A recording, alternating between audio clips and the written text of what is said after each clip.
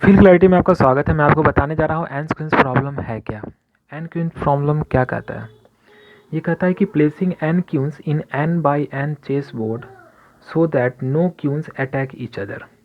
ठीक, N by N chess board में इस तरह से एन क्वींस को रखना है ताकि कोई भी एक क्वीन दूसरे क्वीन को अटैक नहीं कर सके। ठीक, तो यहाँ पे अगर हम एन इक्वल टू 4 ले लें तो 4x4 का चेस बोर्ड हो जाएगा। ठीक, तो जैसे यहाँ पे ये है जिसमें 4 रो है और 4 कॉलम है। ठीक, तो इसमें हम क्यून को इस तरह से रखें ताकि कोई भी क्यून दूसरे क्यून को अटैक नहीं कर सके।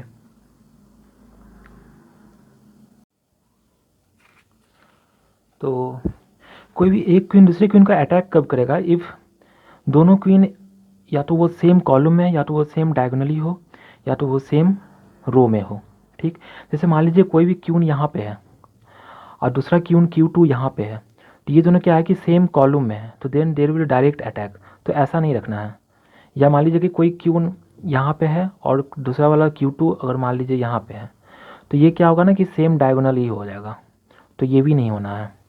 ठीक, तो आइए सॉल्व करते हैं। तो यहाँ पे queen will attack when if they are in same row, same column और सेम डायगोनल। ठीक, अब देखिए मैंने क्या किया, Q1 को यहाँ पे रख दिया है। ये क्या, कौन सा बॉक्स हो गया? 4x4 का हो गया। Q1 को यहाँ पे रख दिए, तो Q2 को कहाँ पे रखना चाहिए? Q2 को हम यहाँ नहीं रख पाएंगे, यहाँ पे भी नहीं रख पाएंगे, यहाँ पे भी नहीं रख पाएंगे, क्योंकि अगर Q2 को यहाँ पे रखेंगे then Q1 and Q2 will be direct attack. तो जिस रो में हम Q1 को रख दिए हैं उसे अगले वाले रो में हम Q2 को रखेंगे, या अगर हम Q2 को अगर हम सेकेंड रो में रखेंगे तो Q3 को हम थर्ड वाले रो में रखेंगे। ठीक, तो Q1 को यहाँ पे क्या किए ना, हम फर्स्ट रो वाले में रख दिए।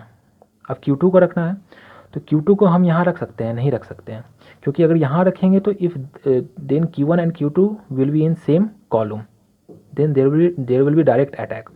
तो Q2 को हम यहाँ भी नहीं रख सकते हैं, Q2 को यहाँ रखा जा सकता है, तो यहाँ पे हम Q2 को रख देते हैं। ठीक, अब क्या करना है ना, हमको Q3 को रखना है। तो Q3 को कहाँ पे रखा जाएगा? तो Q3 को यहाँ तो रखा नहीं जा सकता है, नीचे ही रखेंगे।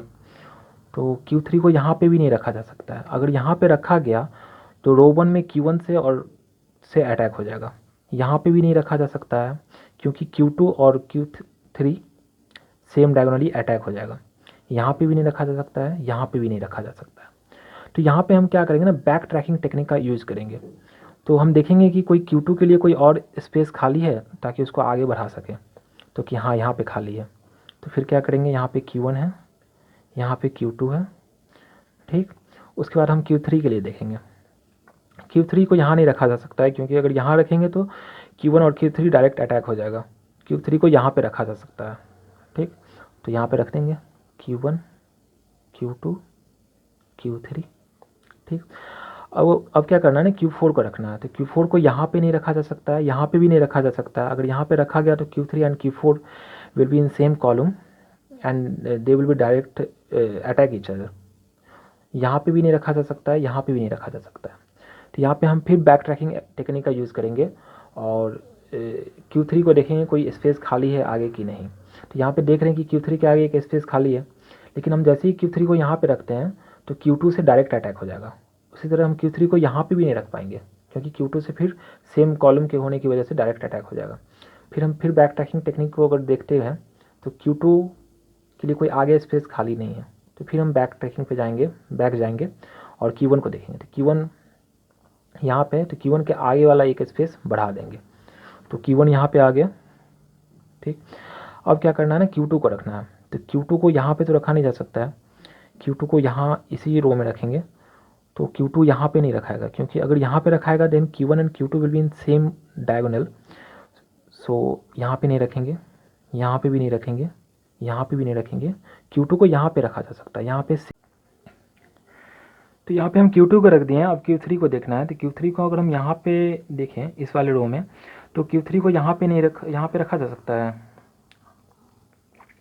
रखा जा सकता है। ठीक, तो हम Q3 को क्या करेंगे, यहाँ पे रख देंगे। तो ऐसे होगा, Q1 यहाँ पे था, Q2 यहाँ पे था और Q3 को यहाँ पे रख दिए। ठीक, अब हमको क्या रखना है, Q4 को रखना है। तो Q4 को यहाँ नहीं रखा जा सकता है, यहाँ नहीं रखा जा सकता है, यहाँ पे रखा जा सकता है।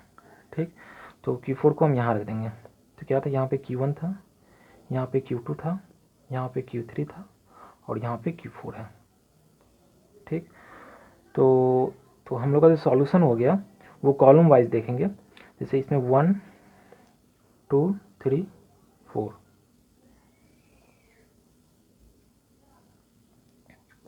ठीक, तो सॉल्यूशन हो जाएगा मेरा 2 4 1 3, क्योंकि कॉलम 2 में है Q1, कॉलम 4 में है Q2, कॉलम 1 में है Q3 एंड कॉलम 3 में है Q4। ठीक, तो ये मेरा सॉल्यूशन हो गया। देयर में be another solution but this is the one of the solution of the this problem. So thank you very much. Keep sharing, subscribe it and like also.